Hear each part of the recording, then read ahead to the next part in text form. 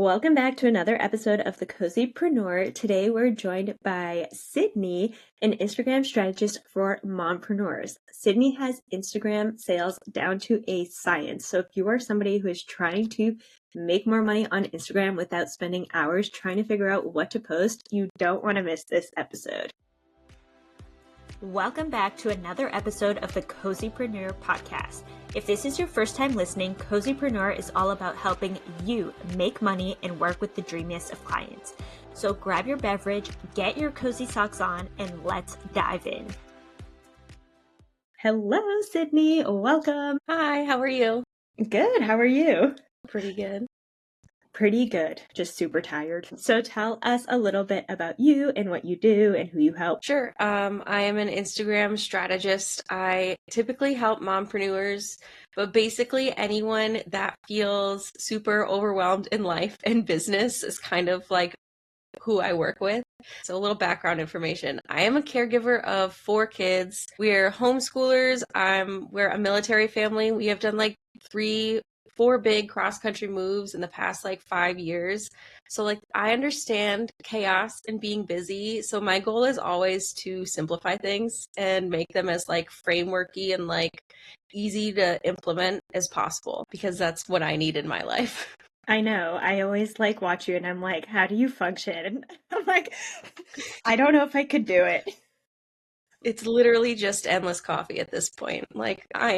That's it. That's the only thing that is keeping me going. You have it on subscription, just every week a coffee delivery? No, but literally I do. I'm not kidding. I love that. I'm actually excited to talk to you because I feel like I've been hearing a lot of people being like, I want to get off Instagram. There's no reach, there's nothing happening on there. So what are your thoughts on that? And have you found that recently, things are harder? So yes and no. Okay. So recently, with the election and now with the holidays, reach is a little less because there's so many ads, there's so much content around those really big hot topic things. It can be very hard to get seen. But I think that means right now is a great time to not focus on new reach and new followers. It's a good time to focus on the followers you have and building that community and trust you need among them to be able to convert them into clients or customers, depending on what your business is. But I also think that even outside of these busy times on the internet, focusing too much on vanity metrics is not helpful. If your only goal is to go viral or to get reach and you're not focusing on what kind of reach you're getting, it's not actually helping your business. I love this because I think one of the things that you talk about is you don't need a huge audience to be able to sell. So can you talk more about that and a little bit about your story? When I first started, I wasn't Instagram specific, and I was just a social media manager for any kind of small business. When I first started, I had little under 300 followers and I had 7 clients, which was full time for me because I'm home with my kids during the day, but fully managing their business accounts online, their business social media accounts. It's really just connecting with your audience, showing what you do and why, and fostering a real sense of community. That's where engagement comes from. It's not it is kind of the hooks and how you portray things, but it's a lot easier to get when you have that sense of community among your followers. Yeah, I think that speaks so much to something that I talk about with my clients a lot. It's it's not just finding clients, it's finding good clients that you actually like working with. Who's the right client for you? And I think that if you're going into it with that community approach of where's my people? Where's the people I'm going to be able to have the most impact with, and then I'm going to be able to actually really help. It changes your perspective a little bit. It really does. And it kind of goes back to what social media is for, which I think when we're in business, we kind of forget about, but it is literally made to be social and to find other communities, people with similar interests and experiences that you wouldn't normally meet because it's not limited geographically. So when you can bring that community sense to it and those connections, it's going to be a lot easier to get sales also. So speaking of sales, What are the main pieces to having an Instagram strategy that helps you make sales? So, first things first, Instagram can kind of be like a long game. It's not going to be like an immediate thing. There's no like one magical post that's going to get you sales. I have like the 5-step strategy that I teach. And the first step is growth. And I know I just said you don't need like a ton of followers. It's more about having the right followers. Because if you have like followers that are like all your grandma and your grandma's friends, and they're really into like cat memes and knitting, but you teach like time management, but those are the people trying to support you and like commenting and engaging on your stuff, Instagram is going to show your content to more like people like your grandma and her friends instead of people in your audience. So you need to make sure you have like the right followers that are in your target audience for sure.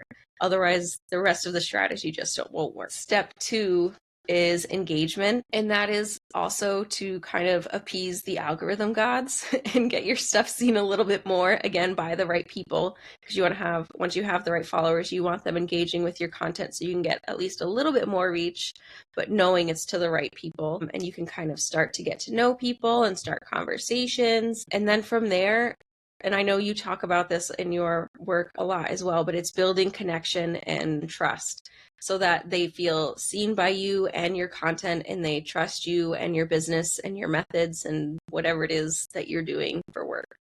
And then after all of that happens is when you can actually like pitch or invite people to buy something of yours, and you will have higher conversion rates. Yeah, let's talk about the pitch because I feel like something that I see a lot is people showing up and marketing their offer, but they're not doing that last step of having conversations with people about whether the offer is a good fit. And then they're like, well, people aren't buying my stuff. And I think that something that's missing from like the coaches that are like, well, people, you know, I'm getting clients from my content, but it's like they're also having a conversation most of the time. They're just not saying that they're having a conversation.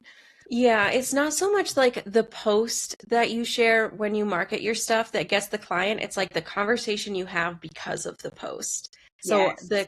the captions I use will always be to like send a comment or like send me a message to have a conversation about it first. And that way, like you can make sure they're a good fit, make sure you are answering any questions they have, speaking to any objections they might have, things like that. Because yeah, it's mostly in DMs, unless you're directing people to like some kind of application or like discovery call where you would have a conversation there. It's not typically going to be just from one post unless it's like a small, like low ticket digital offer, maybe. Those I've gotten sales from, but most of the time for like clients and like service based work, it's going to be from conversations for sure. Yeah, I've had like a few people like just slide in from like my emails and I'm like, "Oh, where did you come from?" But like for the most part, like I have conversations with people and it also makes me feel so much better because I'm like, I know I can help this person. I know this is a good fit. And from the client perspective, it's like that's another trust building thing because Yeah. you are coming into the conversation like as a professional and as somebody who can give recommendations. And so it's like, if you can't help them, then you can be like, hey, like, let me refer you out, or let me just like say that this isn't a good fit. And so all of that, like, it comes back to the connection and the trust and the engagement. Like, they all work together.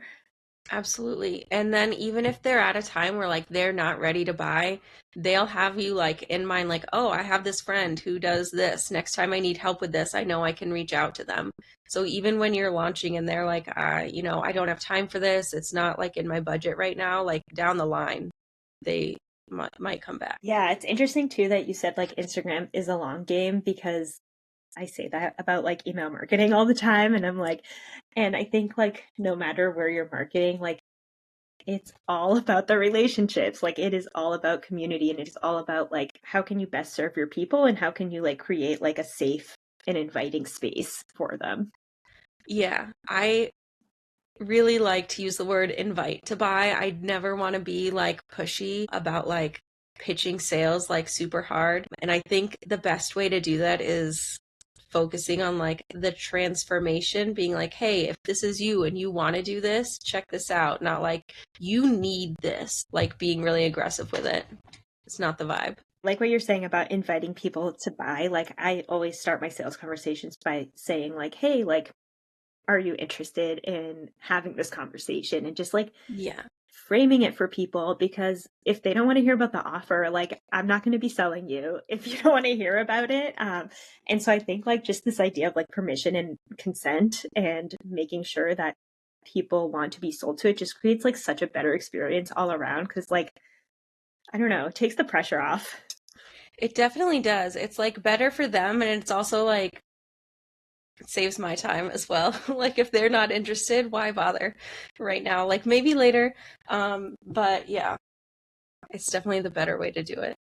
Yeah. And it's also like, just because you don't want to hear about my offer doesn't mean that you're like kicked out of the community. Like, no, you're still like a Right. part of the community. Like, it's just like, this isn't the right time and that's okay. So, what are some of the most common mistakes that you see people making? I think people having a little bit of unrealistic expectations, um, kind of lacking on that community part, like I said, thinking it's going to be like a quick and easy thing, focusing on vanity metrics instead of actionable metrics, like the things that actually lead to business growth.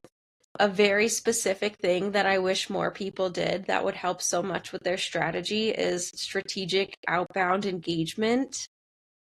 A lot of people like want more engagement because they know it's good for their accounts and for their business, but they don't take time to do any like authentic outbound engagement with both their followers and accounts that their followers follow, which is really great for building trust and for getting more reach among your target audience. Because engagement is just like communication and it's a two-way street. You gotta give some if you want to get some. That's such a good point. So, it's like if you're just like scrolling down, like comment, just like say Yeah. something. I think we get so automatic with the likes, but then we don't actually pause and be like, oh, like, is there something that I actually want to say? Yeah, and it doesn't have to be a ton either. I do maybe like 5 or 10 minutes a day, but it makes a big difference when you're able to do it. That's huge. Okay, so you have talked about vanity metrics like a few times. So I'm wondering, what are some of the metrics that you would consider vanity metrics, and what are some of the metrics that people using Instagram should actually pay attention to? It can be a little tricky to tell because it all comes down to like the interactions that you're getting if they are people from your specific audience. Like if you're going just for likes, if you just want like posts that have a ton of likes, you can post like the most random like meme or reel or something and get that. Or you can go viral doing that. But if it doesn't fit in with the rest of your strategy, the one where like all of your posts are working together to build those 5 steps to actually get to sales, if the people engaging aren't in your target audience, it's a vanity thing. Like it's super validating knowing that people like your stuff and they double tapped it, but it's not gonna necessarily help you get sales if you don't have the strategy behind it. So, what are your thoughts on like hopping on trends? I love a good trend, but not every trend is your friend. If you go and look at like the specific audio and there's like no one else in your kind of industry using that audio, don't do it. It's going to end up being a waste of time because it's not going to reach the people that you need it to reach. Interesting. Yeah. You're so much deeper into Instagram than me. I think they're super fun and like I do them sometimes, but I don't want to waste time on things that are going to be seen by like the completely wrong people. Um, okay, so you have something for our listeners. Do you want to tell us about it? Yes, I have a quiz I made to help you find and fix the gaps in your Instagram strategy. It's not super long, it only takes a couple minutes, and it gives you like super specific steps to do to make sure that you are each reaching every one of those 5 steps to actually get sales. So there'll be a link for it in the show notes, but I encourage you to check it out there so you can make sure you're doing everything you need to do and not wasting time on things that don't help. Yeah, and I have actually downloaded this freebie and it's really cool because there's some like Excel magic happening in the background that helps you figure out a plan that like works for your business versus like it actually is like, hey, like here's all the things that is happening in your Instagram, and here's exactly what to work on based on like the information you inputted. So yeah, I don't know how your brain did that, but it's pretty cool. Took a lot of Googling, but we figured it out. Okay, where can people find you if they want to learn more? Sure. On Instagram, my handle is at socially.yours.strategist. And then my website is sociallyyours.biz. Awesome. And then my last question is, what is your favorite way to be cozy? Oh my goodness. Under a giant pile of blankets with some hot coffee and my Kindle. But the Kindle has to be on a stand and I have to have my page turner on it so I can turn the pages without leaving the blankets. Do I need a page turner? I'm like, You absolutely do. It is a game changer. I literally, that's the worst part about reading in the winter is like having to like get out of the Leave the blanket. cocoon. Yeah, no, get the page turner. It'll change your life. All right, noted. Well, thank you so much for coming on, and thank you to our listeners for listening. And until the next episode of Cozypreneur. That's a wrap on today's episode. If you enjoyed this episode, make sure to rate and leave a review on your preferred listening platform. If you haven't, make sure you subscribe for weekly episodes about how to make money and work with the dreamiest of clients without having to get dressed in the morning. Make sure to check out the show notes down below, and I'll see you in the next episode.